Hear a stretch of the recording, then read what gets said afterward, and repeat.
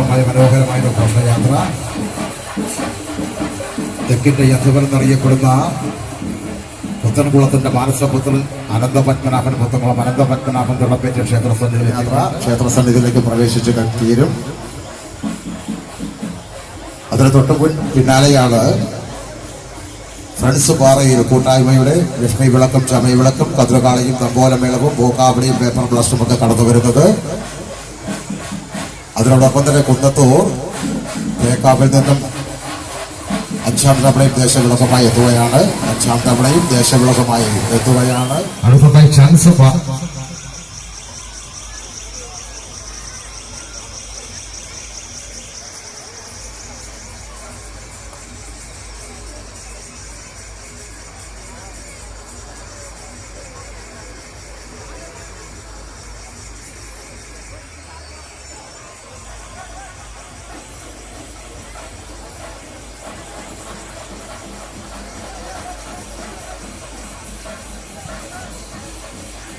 ഇപ്പോൾ ക്ഷേത്ര സന്നിധിയിലേക്ക് കടന്നു വന്നിരിക്കുന്നത്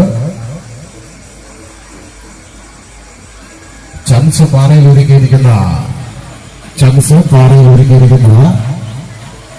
പ്രൗഢഗംഭീരമായ ഘോഷയാത്രയാണ് കടന്നു വന്നിരിക്കുന്നത്. ചംസ് പാറയിൽ ഒരുക്കിയിരിക്കുന്ന ആ ഘോഷയാത്രയാണ് ഇപ്പോൾ ക്ഷേത്ര സന്നിധിയിലേക്ക് കടന്നു വന്നിരിക്കുന്നത്.